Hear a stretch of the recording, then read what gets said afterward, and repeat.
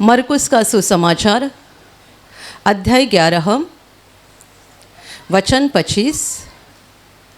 मैं पढ़ रही हूँ, ध्यान देकर सुनो। और जब कभी तुम खड़े हुए प्रार्थना करते हो तो यदि तुम्हारे मन में किसी के प्रति कुछ विरोध हो तो क्षमा करो, इसलिए कि तुम्हारा स्वर्गीय पिता भी तुम्हारे अपराध क्षमा करे। Hallelujah, hallelujah, hallelujah, hallelujah, hallelujah, hallelujah. मेरे प्यारे भाई और बहनों, प्रभु यीशु हमें सिखा रहा है कि जब कभी तुम खड़े हुए प्रार्थना करते हो तो तुम्हारे मन में किसी के विरोध में कुछ हो तो उसे क्षमा करो, ताकि तुम्हारा स्वर्गीय पिता भी तुम्हारे अपराध क्षमा करे। Hallelujah, hallelujah, hallelujah. मेरे प्यारे भाई और बहनों, हम जानते हैं कि परमेश्वर प्रेम है और वो दुनिया के हर पापी मनुष्य को ग्रहण करने के लिए, हर पापी का स्वीकार करने के लिए सर्वदा तैयार रहता है। वो प्रेम है, वो पाप से नफरत करता है, पर पापी मनुष्य से नफरत नहीं करता है, बल्कि वो चाहता है कि हर मनुष्य अपने पाप से मुड़कर पश्चाताप करे, मन फिराए, उसके पास आए, ताकि वो मृत्यु से बच जाए, उसकी आत्मा का विनाश न हो जाए, बल्कि वो अनंत जीवन में यानी स्वर्ग में प्रवेश करे। Hallelujah, hallelujah, hallelujah. वो हमारा बाप है, हम उसके बच्चे हैं। और एक बाप के दिल में अपने बच्चों के लिए जैसा प्रेम होता है कि मेरे बेटे का नुकसान ना हो जाए, मेरे बेटे का बुरा ना हो जाए, बल्कि उसका भला ही हो जाए, ऐसा हर अच्छे बाप को लगता है।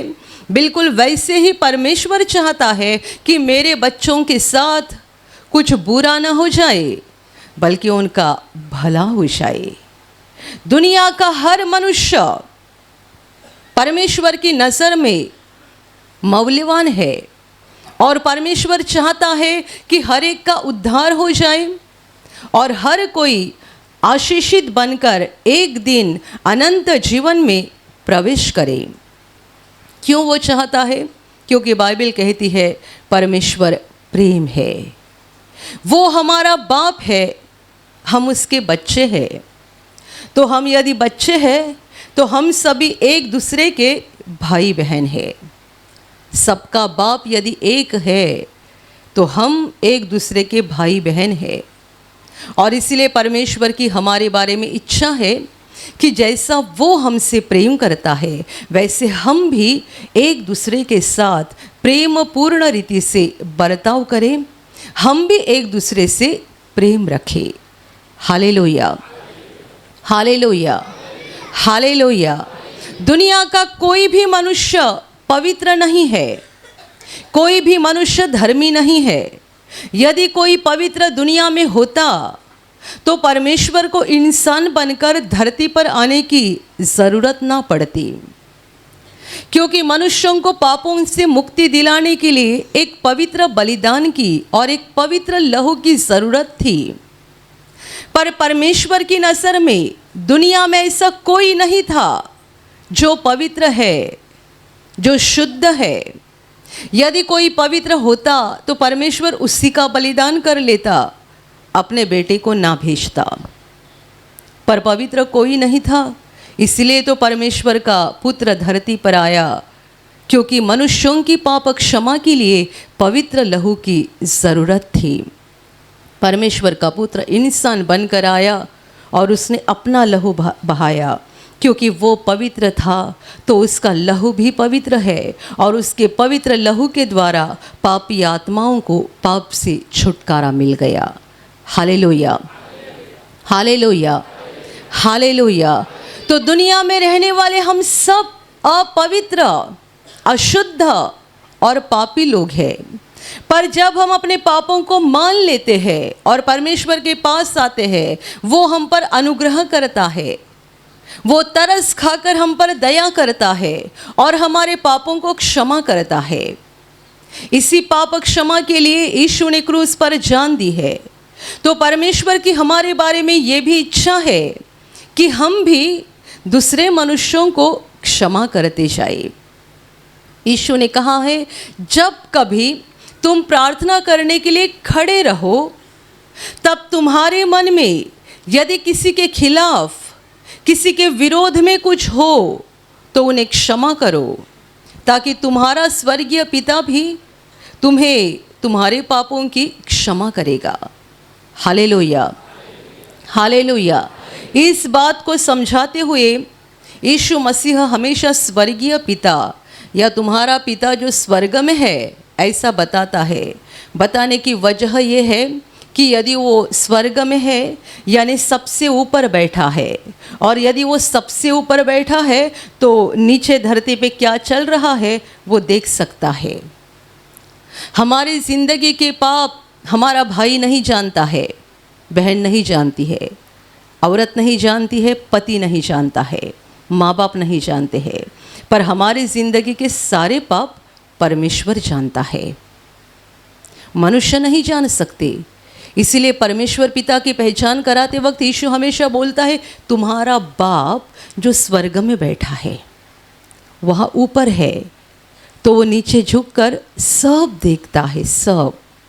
आप यहाँ बैठे हो, आपके पीछे कौन है वो भी आपको दिखाई नहीं दे रहा है, तो वहाँ रास्ते पे कौन है ये कैसे बता सकते हैं? यहाँ इस बाजू में कौन है नहीं बता सकते, वहाँ क्या चल रहा है नहीं बता सकते, क्योंकि हम धरती के लोग हैं। हमारे देखने को, हमारी बुद्धि को, विचार करने को, याद रखने की शक्ति को, सब कुछ सीमा है। परमेश्वर पिता जो स्वर्ग में है, सबसे ऊपर बैठा हुआ है और वो सारी बातों को देख रहा है। हमें लगता है कि मेरे पाप कोई नहीं जानता है, पर ये मत भूलो, हमारा बाप जो स्वर्ग में बैठा है उसने सब देख लिया है, और दुनिया का कोई मनुष्य नहीं जानता है, पर परमेश्वर पिता जो स्वर्ग में बैठा है वो हमारी ज़िंदगी की हर बात को जानता है, हमारे भले कामों को भी जानता है और बुरे कामों को भी जानता है। Hallelujah, hallelujah, hallelujah. तो यदि परमेश्वर हमारे ज़िंदगी के सारे बुरे कामों को जानता है, तो हम किसी का इंसाफ नहीं कर सकते हैं, या हम किसी के खिलाफ अपने मन में गुस्सा नहीं रख सकते हैं, या हम किसी से नफरत नहीं कर सकते हैं, या हम किसी की निंदा नहीं कर सकते हैं, या हम किसी के बारे में बुरा नहीं बोल सकते हैं, बुरा नहीं सोच सकते हैं, जबकि हम खुद ही पापी हैं। Hallelujah, hallelujah. हम दूसरों के ऊपर उंगली उठाकर बोल सकते हैं ये गलत औरत है, ये गलत मनुष्य है, ये ऐसा पाप करता है, वैसा पाप करता है। हम लोगों के जीवन के पापों को ज़रूर देखते हैं, पर भूल जाते हैं कि परमेश्वर हमारे पापों को भी देखता है। लोगों की एक बड़ी समस्या है। क्या समस्या है बताइए? हम दूसरों को ज़्यादा परखते हैं और अपने आप को परखने को अंत तक भूल जाते हैं। हम लोगों को कितने परखते हैं बताओ? कितने परखते हैं, कितने सारे दोष निकालते हैं, कितनी सारी बुरी बातें बोलते हैं, ये ऐसा है, वैसा है, वैसा है, वैसा है। हम अपने आसपास के सारे लोगों को परखते जाते हैं और अंत तक ये बात भूल जाते हैं कि हमें अपने आप को भी परखना है। जब मनुष्य अपने आप को परखता है सच्चाई से, तब वो जानता है कि मैं किसी के ऊपर उंगली नहीं उठा सकता हूँ, क्योंकि मैं खुद कमज़ोर हूँ, मैं खुद पापी हूँ, और चाहकर भी परमेश्वर की आज्ञा को पूरी रीति से नहीं मान सकता हूँ, चाहकर भी परमेश्वर के वचनों को पूरी रीति से नहीं पालन कर सकता हूँ, तो मुझे किसी पर उंगली दिखाने का कोई हक नहीं बनता। Hallelujah, hallelujah, hallelujah, hallelujah. दूसरों को परखने वाले लोगों पहले अपने आप को परखो, क्योंकि हमारा बाप जो स्वर्ग में बैठा है वो हमें देख रहा है। वो हमारा केवल बाहरी रूप नहीं देख रहा है, बाहर का रूप तो पूरा संसार देखता है, वो दिल देख रहा है। दिल एक ऐसी बात है जो कोई नहीं देख सकता है, जिसे कोई नहीं जान सकता है, ना कोई जान सकता है और ना कोई उसे बदल सकता है। मनुष्य का दिल कोई नहीं जानता है। दुनिया का सबसे कठिन काम मनुष्य के दिल को जानना। आपने कई ऐसे लोगों को देखा होगा जो आपके मुंह के सामने आपसे बड़ी मीठी मीठी बातें करते हैं, बहुत मीठी मीठी बातें करते हैं, और आपको उनके साथ बातें करते समय ऐसा महसूस होता है, ऐसा लगता है कि यह व्यक्ति मुझसे बहुत ज़्यादा प्रेम करती है। कुछ समय के बाद कोई आपको आकर कहता है, फलाना व्यक्ति आपके खिलाफ मुझे ऐसा ऐसा बता रही थी। और कोई आता है आपको बोलता है, फलाना व्यक्ति आपके खिलाफ मुझे ऐसा ऐसा बता रही थी। आपको अचंभा होता है कि यह व्यक्ति मेरे सामने मुझसे मीठी मीठी बातें करता है, इतनी अच्छी अच्छी बातें करता है, और मेरे पीछे मेरे बारे में ऐसा क्यों बोलता है। आपने अपनी ज़िंदगी में बहुत बार इस बात का अनुभव किया होगा। वजह यह है, मनुष्य का दिल क्या है ये कोई नहीं पहचान सकता, बस परमेश्वर ही जानता है दिल के अंदर क्या चल रहा है। कोई आपके सामने मीठी मीठी बातें कर रहा है और अंदर सोच रहा है कि आपका नुकसान हो जाए, अंदर सोच रहा है कि आपका पूरा सत्यानाश हो जाए, अंदर सोच रहा है कि बीमार पड़ जाए, इसकी दुर्घटना हो जाए, और ऊपर से मीठी मीठी बातें करता है। Hallelujah, hallelujah, hallelujah, hallelujah. मेरे प्यारे भाइयों और बहनों, मनुष्य दूसरों को परखते हैं, अपने आप को नहीं परखते हैं, पर परमेश्वर हमारे दिल को देखता है, जांचता है, और उसी के अनुसार हमें परमेश्वर की ओर से प्रतिफल प्राप्त होता है। वो परमेश्वर पिता जो पवित्र है, अगम्य अविनाशी परमेश्वर है, जिसमें पाप का अंधकार जरा भी नहीं है, वो हम जैसे पापियों के ऊपर अनुग्रह करने के लिए और हमें क्षमा करने के लिए सर्वदा तैयार होता है, तैयार रहता है। पर वो चाहता है कि हम भी दूसरों को क्षमा करें, क्योंकि हम ही उसके कर्जदार हैं। तो हम दूसरों के बारे में अपने मन में गुस्सा नहीं रख सकते हैं। हालेलुया। इसीलिए यीशु बता रहा है कि जब कभी तुम प्रार्थना करने के लिए खड़े रहो, तब तुम्हारे मन में किसी के विरोध में कुछ हो तो उन्हें क्षमा करो। इसका मतलब ये है कि प्रार्थना करने से पहले, सबसे पहले अपना दिल साफ करो और दूसरों के बारे में आपके मन में जो भी है, सारी गलत भावनाएं या सारे गलत विचारों को पहले निकाल दो। जब तक हम इन्हें नहीं करेंगे, हमारी आगे की पूरी प्रार्थना व्यर्थ बन जाएगी। Hallelujah, hallelujah. हम अपने मन में गुस्सा रख के, किसी के बारे में कोई विरोध या नफरत की भावना रख के लंबी प्रार्थना कर सकते हैं, 3-3 घंटे की प्रार्थना कर सकते हैं, एक बड़ी लंबी स्तुति आराधना कर सकते हैं, और हम अपने आप में ही इस बात को लेकर खुश हो जाते हैं, आज मैंने 3 घंटा गाना गाया, स्तुति आराधना की, परमेश्वर को धन्यवाद किया। 3 घंटा। पर उस 3 घंटे के शुरू में आपको जो करना था वो आपने नहीं किया है, वो है दूसरों को क्षमा करना। Hallelujah, hallelujah, hallelujah. दूसरों को क्षमा करना हमारे आत्मिक जीवन की सबसे बड़ी महत्वपूर्ण बात है, क्योंकि इसी वचन के आगे प्रभु यीशु ने इस बात को भी साफ कर दिया है कि जब तक तुम दूसरों को क्षमा नहीं करते हो, तब तक परमेश्वर पिता जो स्वर्ग में है वो भी तुम्हारे पापों को क्षमा नहीं करेगा। और बताइए, यदि हमें पापों की क्षमा नहीं हो गई है तो हमारी जिंदगी का मतलब ही क्या है। आप कितने बड़े बंगले में रह रहे हो, कितनी बड़ी गाड़ी लेकर घूम रहे हो, आप कितना अच्छा खाना पीना करते हो, कितने अच्छे कपड़े पहनते हो, जेवर पहनते हो, इससे क्या मायने रखता है? क्या मतलब है इससे? हम संसार में कुछ दिनों के लिए है। यदि हमें पापों की क्षमा ना मिली तो हमारी जिंदगी बर्बाद हो जाएगी। यदि हमें पापों की क्षमा ना मिली तो हमारी आत्मा का विनाश हो जाएगा। और पापों की क्षमा परमेश्वर पिता तब देता है जब हम दूसरों को क्षमा करते हैं। जब तक हम दूसरों को क्षमा नहीं करते हैं, हमें पापों की क्षमा नहीं मिल सकती है। Hallelujah, hallelujah, hallelujah.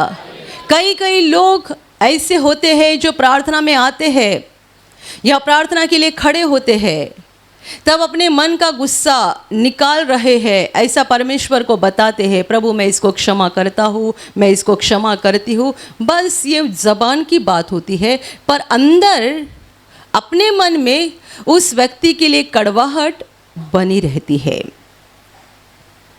अंदर कड़वाहट बनी रहती है।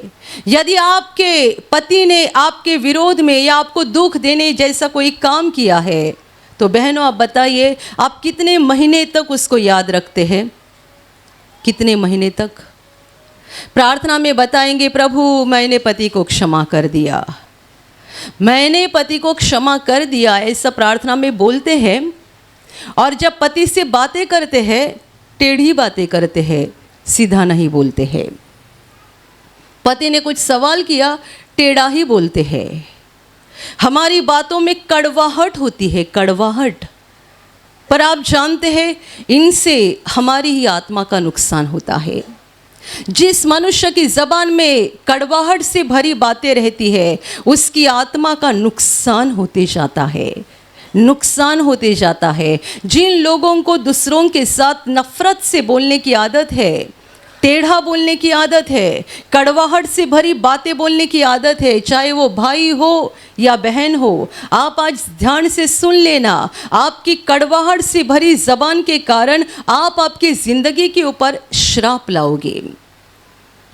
जो जबान परमेश्वर के वचन के अनुसार और परमेश्वर की इच्छा के अनुसार अच्छी बातें बोलती है, वो जबान भी आशीषित हो जाती है और वो आत्मा भी रोशनी से और आशीषों से भर जाती है। Hallelujah, hallelujah, hallelujah. मैंने ऐसे कई बहनों को देखा है जो सालों साल बीमार रहती है, कुछ ना कुछ बीमारी चलती ही रहती है। वजह यह होती है कि उनके मन में अपने पति के लिए कहीं तो कुछ तो नफरत भरी हुई होती है। इन्होंने मुझे फंसाया था, शादी के पहले मुझे इन्होंने ये बात बताई नहीं थी। अभी शादी को कितने साल हो गए? 20 साल हो गए।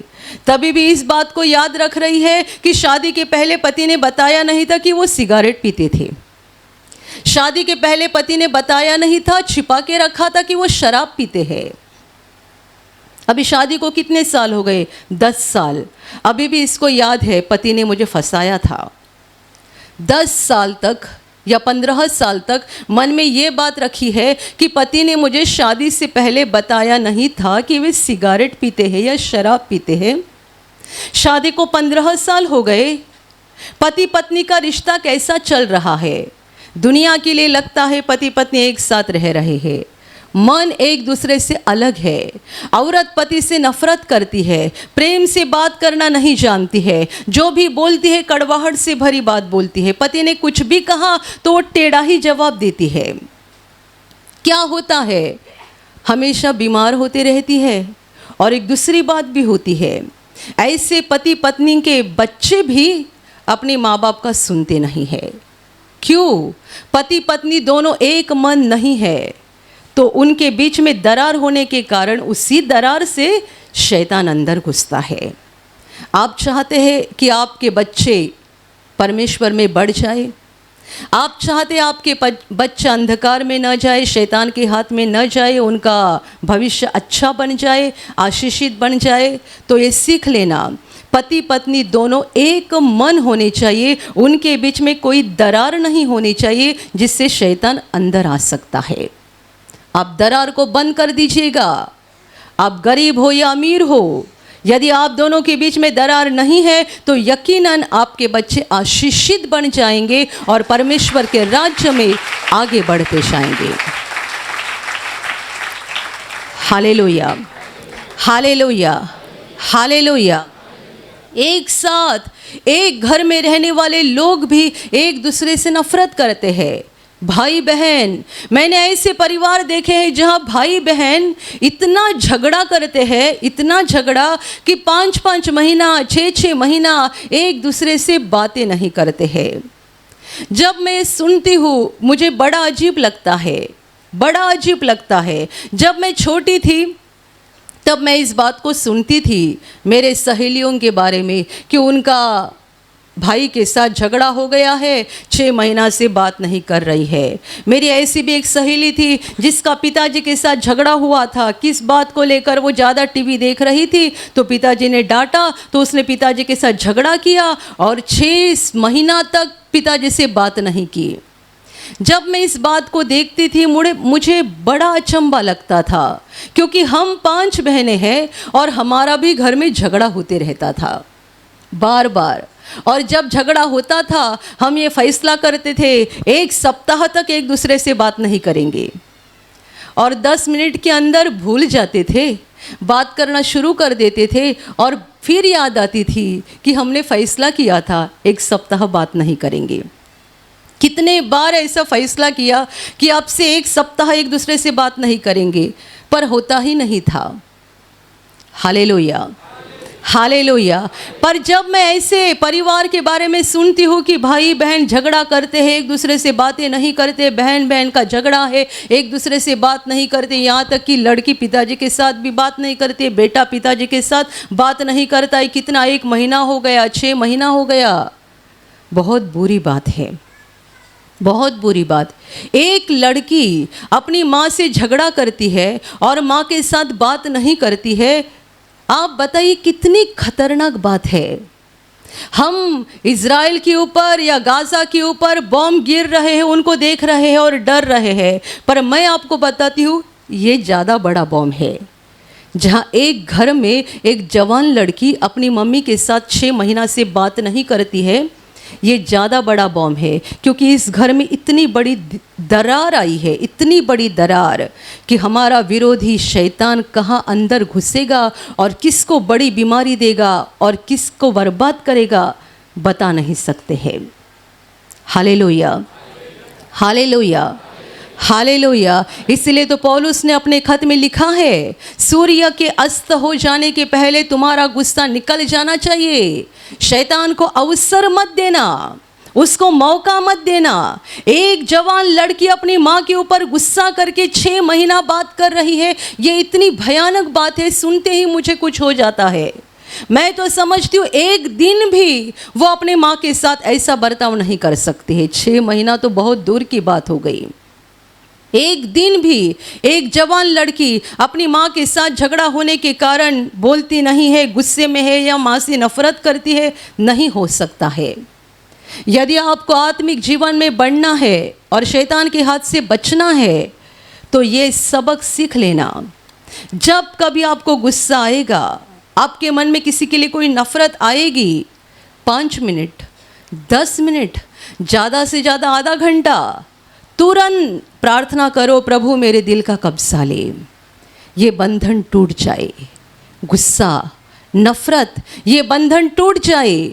मेरे दिल में प्रेम को पैदा कर, तुरंत प्रार्थना करनी चाहिए। और जिनके लिए नफरत पैदा हो गई है, कड़वाहट आ गई है, उनसे जाके फिर से हंस के बात करना शुरू करनी चाहिए। यदि आपने ऐसा किया और कर पाए तो आपके जीवन से शैतान हार जाएगा। Hallelujah, hallelujah. ये कोई बड़ी बात नहीं है कि आप बड़े अहंकार से कहते मैं बात नहीं करूँगा कुछ भी हो जाए। ये कोई बड़ी बात नहीं है। ये तो कोई भी मनुष्य आसानी से कर सकता है। और वो दुष्ट हमारे अंदर बैठ के हमारे दिल को और कठिन और कठिन और कठिन बनाते जाता है। लोग अहंकार से बोलते हैं मैं उसका मुंह नहीं देखूंगा, मैं उससे बात नहीं करूंगी, मुझे क्या पड़ी है, मैं नहीं बात करूंगी, मैं नहीं बात करूंगा। बड़े अहंकार से बोलते हैं, पर नहीं जानते कि ये कोई बड़ी बात नहीं है। ये तो खतरनाक बात है जिससे आप अपनी आत्मा का विनाश करा रहे हो। शैतान जो हमारा विरोधी है, उसने पहले मनुष्य को परमेश्वर से अलग कर दिया और अभी वो मनुष्यों को एक दूसरे से अलग कर रहा है, एक दूसरे से अलग कर रहा है। उसके हाथ में एक बड़ी कैंची है। हम कैंची लेकर कपड़ा भी काट सकते हैं और एक मेटल का पतरा भी काट सकते हैं। बिल्कुल वैसे ही शैतान के हाथ में कैंची है, बड़ी खतरनाक, जिसके द्वारा उसने हमें परमेश्वर से अलग कर दिया, मनुष्यों को परमेश्वर से अलग कर दिया। अदन की बटिका में परमेश्वर और मनुष्य एक थे, एक दूसरे से जुड़े हुए थे। मनुष्य परमेश्वर के प्रेम में बना था, परमेश्वर का प्रेम उसके जीवन में बह रहा था। शैतान को ये देखा नहीं जा रहा था। उसने एक बड़ी कैंची लेकर इस रिश्ते को तोड़ डाला, मनुष्य को परमेश्वर से अलग कर दिया। क्यों अलग कर दिया? अभी वो अलग हो गया ना, अभी परमेश्वर का प्रेम उसके जीवन में बहना बंद हो जाएगा। सबसे पहला काम उसने ये कर दिया है कि मनुष्य को परमेश्वर से अलग कर दिया, और उसके बाद मनुष्यों के मनों में एक दूसरों के खिलाफ नफरत पैदा करने लगा। आदम और हव्वा के दो पहले बेटे थे, काइन और हाबिल, दोनों के बीच में दरार आ गई। काइन हाबिल से नफरत करने लगा और अंत में उसने उसकी हत्या कर डाली। पहले शैतान ने मनुष्य को परमेश्वर से अलग कर दिया और बाद में वो मनुष्यों को एक दूसरे से अलग कर रहा है। हर रिश्ते को तोड़ रहा है, हर रिश्ते को अलग कर रहा है। क्यों अलग कर रहा है? जब मनुष्य अकेला बन जाएगा तब शैतान का काम बड़ा आसान हो जाएगा। जब तक एक परिवार पूरा एक मन होकर चलता है, शैतान का काम कठिन बनता है, क्योंकि बेटा गिर जाए तो माँ बाप उसको समझाते हैं, बेटी गिर जाए तो माँ बाप समझाते हैं, भाई गलत काम करने लगे तो बहन समझाती है। यदि एक मन परिवार है तो शैतान का काम बड़ा कठिन होता है। जब हर कोई अलग अलग बन जाता है ना, अलग अलग, तब शैतान का काम आसान हो जाता है। वो फंसाता है, गिराता है, अंत में आत्मा का विनाश करता है। इसलिए ध्यान में रखना, परमेश्वर की आज्ञा बहुत महत्वपूर्ण है, बहुत ज़रूरी है। हम दूसरों के बारे में नफ़रत रखते हैं या गुस्सा रखते हैं, ये कोई बड़ी बात नहीं है। इससे हमारी आत्मा का नुकसान हो जाता है। बड़ी बात क्या है? जब किसी के लिए आपको गुस्सा आ गया, नफ़रत आ गई, और आप तुरंत अपने मन को साफ करते और बोलते नहीं, मुझे मेरे मन को गंदगी नहीं लगानी है, मुझे मेरे मन को साफ रखना है। ये कैसा भी बर्ताव करे, वो कैसा भी बर्ताव करे, पर मुझे नहीं गुस्सा रखना है। और आप तुरंत उनके पास जाते हैं, हंसते हैं, उनके साथ बातें करना शुरू करते हैं, और सामने वाले को बात नहीं करना है तो भी आप प्यार से बोलते, जाने दो, जो भी हो गया जाने दो, मुझे माफ़ कर दो, मैंने भी गलत किया, माफ़ कर दो, ऐसा बोलते हैं, माफ़ी मांगते हैं, छोड़ दो, जाने दो, ऐसा बोल के आप क्षमा मांगते हैं और नम्रता लेकर टूटे हुए रिश्ते को जोड़ देते हैं। तब आप शैतान को आपके जीवन से भगा देते हैं। Hallelujah, hallelujah, hallelujah. आत्मिक जीवन में कितने सारे लोग एक लंबा सफ़र करते हैं, पर इस बात को नहीं समझते हैं कि हमें एक दूसरे से कनेक्टेड रहना या जुड़े हुए रहना कितनी ज़रूरी बात है। सबसे पहली बात, हमें परमेश्वर के साथ जुड़े हुए रहना चाहिए, और दूसरी बात, हमें एक दूसरों के साथ भी जुड़े हुए रहना चाहिए। Hallelujah, hallelujah. शैतान ने मनुष्य का रिश्ता परमेश्वर के साथ तोड़ दिया था, तब परमेश्वर ने खुद अपना कदम उठाया। मनुष्य परमेश्वर से दूर भाग रहा था, पाप में उसको इतनी खुशी मिल रही थी, इतनी मज़ा आ रही थी कि वो सोचता था मैं परमेश्वर के पास ना जाऊं। पर परमेश्वर जो स्वर्ग में है, जो प्रेम से भरा है, वो जानता था कि मनुष्य इसी रीति से शैतान का गुलाम बनते जाएगा और पाप करते जाएगा तो अंत में क्या हो जाएगा। वो जानता था, जैसा कि एक छोटा बच्चा नहीं जानता है कि वहाँ आग जल रही है, उसके पास में जाऊंगा तो मुझे क्या हो जाएगा। माँ उसको खींचती है, बेटा बोलता है मुझे वहाँ जाना है, माँ खींचती है। बेटा नहीं जानता है मैं उस आग के पास जाऊंगा तो जल जाऊंगा, नहीं जानता है, उसकी इतनी समझ तक नहीं है। पर माँ जानती है ये वहाँ गया तो क्या हो जाएगा। मनुष्य नहीं जानता है कि हम शैतान का सुनते जाएंगे तो क्या हो जाएगा, पर परमेश्वर जानता है हमारा क्या हो जाएगा। और इसीलिए जब मनुष्य ने परमेश्वर के साथ रिश्ता तोड़ दिया था, परमेश्वर से दूर भाग रहा था, गलत काम करके पापों की जिंदगी बिता रहा था, तब परमेश्वर इंसान बना और स्वर्ग से धरती पर उतर आ गया। मनुष्यों के साथ जो रिश्ता टूट गया है उसे जुड़ाने के लिए। Hallelujah, hallelujah. इस रिश्ते को जोड़ने के लिए मनुष्य ने कोई अपना कदम नहीं उठाया, बल्कि परमेश्वर ने खुद अपना कदम उठाया। मनुष्य और परमेश्वर का जो रिश्ता टूट गया था, उसे फिर से जोड़ने के लिए मनुष्यों ने कुछ नहीं किया, बल्कि परमेश्वर ने ही सब कुछ किया। उसने अपना कदम उठाया, वो इंसान का रूप धारण करके धरती पर आया। हमारे पापों का दंड लेकर उसने लहू बहाया और उसने ये दिखाया कि वो हमसे कितना प्रेम करता है।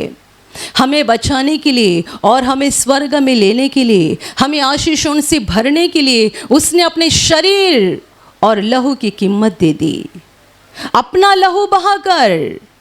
जब यीशु का लहू को हम किसी इमेज में या किसी तस्वीर में देखते हैं, हमें समझना चाहिए कि परमेश्वर हमसे कितना प्रेम करता है, कितना प्रेम। हम किसी को अपनी एक छोटी सी चीज़ देने के लिए भी इनकार करते हैं। क्यों? ये मुझे पसंद है। आपके पास किसी ने कहा आपकी घड़ी मुझे दोगे, आप कहोगे नहीं नहीं ये मुझे पसंद है। और कुछ मांगा, आप कहोगे नहीं नहीं ये मुझे पसंद है। परमेश्वर ने हमारे लिए सब कुछ दिया, उसने अपना लहू बहाया और हमें छुड़ाया। उसने मनुष्यों के साथ रिश्ता जुड़ाने के लिए खुद अपना कदम उठाया। Hallelujah, hallelujah, hallelujah, hallelujah.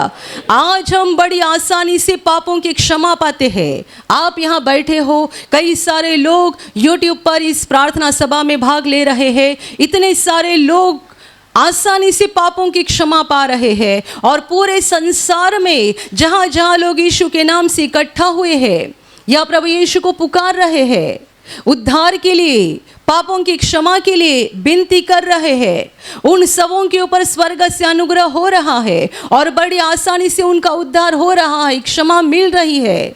पर इन सबों के लिए परमेश्वर ने पहला कदम उठाया है, मनुष्य ने पहला कदम नहीं उठाया। हालेलुया। इसीलिए तो बाइबल सिखाती है कि हमने परमेश्वर से पहला प्रेम किया, ऐसा नहीं, परंतु उसने हमसे पहला प्रेम किया। Hallelujah, hallelujah, hallelujah.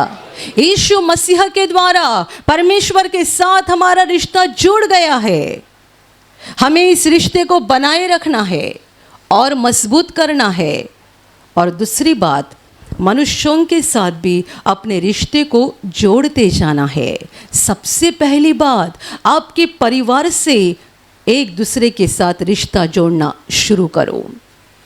परिवार में दरारें आ गई है, झगड़ा, कोई किसी से प्रेम नहीं करता है, कड़वाहट की बातें, गलत बातें, एक दूसरे से नफरत, ये कितने सारे परिवार में है। परिवार में दरारें आ गई है। पहले दूसरों के साथ रिश्ता जोड़ना आपके परिवार से शुरुआत करो। एक दूसरों के बारे में आपके मन में जो भी गलत भावनाएं हैं, नफरत है, कड़वाहट है, उन्हें पूरी तरह से निकाल दो। और ये बात का इंतज़ार मत करते रहो कि जब मेरा पति एक अच्छा पति बन जाएगा मैं उसके साथ प्रेम से बात करूंगी, जब मेरी औरत सही बन जाएगी मैं उससे प्रेम से बात करूंगा, मेरा बेटा या मेरी बेटी जब सही बन जाएंगे, अच्छे बन जाएंगे हमारी नज़र में, तब हम उनसे अच्छे से बात करेंगे। मेरा भाई सुधरना चाहिए, मेरी बहन सुधरनी चाहिए, तब हम इस रिश्ते को बनाएंगे। नहीं नहीं, ये शुरुआत दूसरों से नहीं होती है, अपने आप से होती है।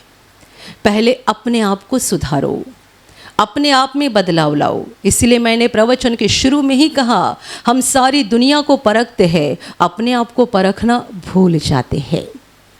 मेरा भाई गलत है, मेरी पत्नी गलत है, मेरा पति गलत है, मेरा चाचा गलत है, मेरा पड़ोसी गलत है। हम दुनिया को परखते हैं और क्या गलती है वो भी बड़े अच्छे से बता सकते हैं। मेरा पड़ोसी कितना गलत मनुष्य है, मेरा पति कितना गलत मनुष्य है, मेरी औरत कितनी गलत व्यक्ति है, मेरा बेटा, मेरी बेटी, मेरा भाई बहन, ये लोग कितने गलत हैं, हम अच्छे से बता सकते हैं।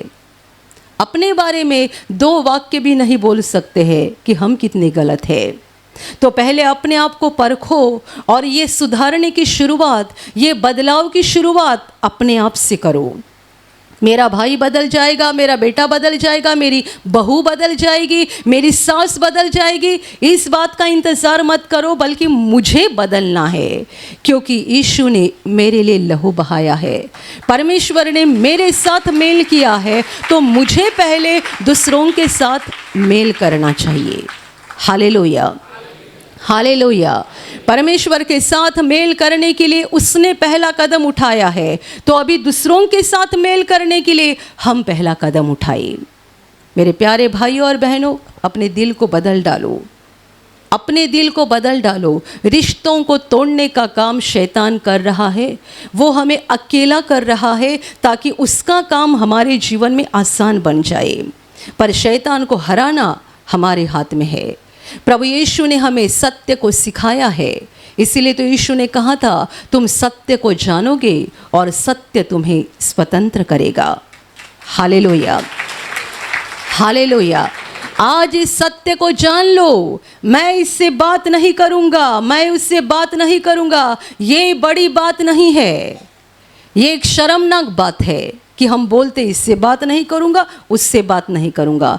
बड़ी बात ये है, बुद्धिमानी बात यह है कि हम कहें हाँ मैं गलत हूँ, मैं उसके पास जाके माफ़ी मांगूंगा, मैं गलत हूँ, मैं माफ़ी मांगूंगी, चाहे वो मुझसे माफ़ी मांगे या ना मांगे, चाहे वो मुझे माफ़ करे या ना करे, पर मैं उनको माफ़ कर दूंगा, मैं माफ़ कर दूंगी, और मैं उनके दिल बदलाव के लिए प्रार्थना करूंगा, मैं उनके दिल बदलाव के लिए प्रार्थना करूंगी, क्योंकि रिश्तों को जोड़ना परमेश्वर का काम है, रिश्तों को तोड़ना शैतान का काम है।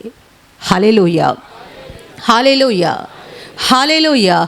जब तक हम दूसरों को क्षमा नहीं करेंगे तब तक हमें पापों की क्षमा नहीं मिल जाएगी, और यदि हमें पापों की क्षमा नहीं मिल गई तो परमेश्वर हमारी प्रार्थना को सुनेगा नहीं, हमारी प्रार्थना को जवाब देगा नहीं, क्योंकि बाइबल कहती है धर्मी जन की प्रार्थना के प्रभाव से बहुत कुछ होता है।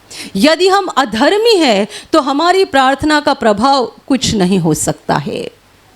धर्मी जन की प्रार्थना का प्रभाव, यदि हमें पापों की क्षमा नहीं मिल गई, इसका मतलब हम परमेश्वर के सामने अधर्मी है, और यदि अधर्मी है तो हमारी प्रार्थना आगे नहीं बढ़ेगी, परमेश्वर नहीं सुनेगा, और उस प्रार्थना के द्वारा कुछ काम नहीं हो पाएगा। Hallelujah, hallelujah. क्षमा करना शुरू करो, सबको क्षमा करो, केवल आज ही नहीं, मरते दम तक। जब तक आपके जीवन में ऐसा, जब आपके जीवन में ऐसा होता है, किसी के लिए गुस्सा आता है, नफरत आता है, और गुस्से में आकर आप कई बार कुछ उल्टा सीधा बोल भी देते हैं, पर थोड़ी देर में शांत हो जाइए, परमेश्वर से माफ़ी मांगो, उस मनुष्य से, उस व्यक्ति से माफ़ी मांगो और तुरंत मेल कर लो। यदि आप ऐसे लोग बन जाओगे तो परमेश्वर की नज़र में एक सच्ची बुद्धिमानी व्यक्ति बन जाओगे। और ध्यान में रखना, जो व्यक्ति इस बात को अच्छे से कर सकता है, दूसरों को क्षमा करना, प्रेम रखना, क्षमा करना, प्रेम रखना, नफरत और कड़वाहट की गंदगी को अपने दिल में रखने नहीं देता है। ऐसा जो मनुष्य कर सकता है उसके जीवन में शैतान हारते जाता है, हारते जाता है, हारते जाता है। यह मनुष्य शैतान का दास कभी नहीं बनेगा, बल्कि ये अपने जीवन में परमेश्वर के आशीषों को बहुतायत से पाएगा और एक दिन अनंत जीवन में प्रवेश करेगा। हालेलुया। क्षमा करने वाले लोग और प्रेम करने वाले लोग परमेश्वर के प्रिय लोग होते हैं, लाडले लोग होते हैं। परमेश्वर ऐसे लोगों से प्रेम करता है जिनका दिल साफ रहता है। वो किसी के लिए नफरत नहीं रखते हैं, किसी के साथ टेढ़ी बातें या कड़वाहट से भरी बातें नहीं करते हैं। ये परमेश्वर के प्रिय लोग होते हैं और इसीलिए ऐसे लोग परमेश्वर के आशीषों को बहुतायत से पाते हैं। Hallelujah, hallelujah, hallelujah. और अभी प्रार्थना करने का समय है। आप विश्वास करो कि एक पल में प्रभु यीशु आपको छूकर चंगाई देगा। एक पल में वो आपके जीवन का दुख निकाल देगा और आपके आंसुओं को खुशी में बदल देगा, क्योंकि उसके लिए असंभव कुछ नहीं है, अनहोनी बात एक भी नहीं है। प्रभु यीशु आज भी जिंदा है। 2000 वर्ष पहले वो शरीर रूप में धरती पर था, आज शरीर रूप में नहीं बल्कि आत्मा के रूप में है। और दुनिया के कोने कोने में जहाँ जहाँ लोग विश्वास के साथ उसको पुकारते हैं, उसके पास प्रार्थना करते हैं, उन सबों की पुकार को प्रभु सुनता है, उन्हें चंगा करता है, उनके आंसुओं को पोंछ देता है और उनके जीवन को खुशी से भर देता है। आप भी इसी विश्वास के साथ आपके बीमार भाग पर हाथ रखो, और यदि वहाँ हाथ नहीं रख सकते हैं तो अपने सीने पर हाथ रखो। प्रभु यीशु के नाम से इसी क्षण आपके शरीर की सारी बीमारियां निकल जाए। यीशु के नाम से आपके जीवन का सारा दुख निकल जाए। शैतान का हर एक काम आपके जीवन से और आपके परिवार से पूरी तरह से नष्ट हो जाए। यीशु के नाम से, प्रभु यीशु के नाम से शैतान का सारा काम आपके जीवन से नष्ट हो जाए। सारी दुष्ट आत्माओं को प्रभु यीशु के नाम से मैं आज्ञा दे रही हूँ, इसी क्षण इन्हें छोड़कर निकल जाओ और वापस उनमें नहीं आना। इसी क्षण प्रभु का महान सामर्थ आपके ऊपर आ जाए, प्रभु का महान सामर्थ आपके ऊपर आ जाए, प्रभु का महान सामर्थ आपके ऊपर आ जाए। इसी घड़ी पवित्र आत्मा की खुशी आपके दिल में आ जाए, पवित्र आत्मा की शांति आपके दिल में आ जाए और आपका जीवन स्वर्ग की रोशनी से भर जाए। आमीन।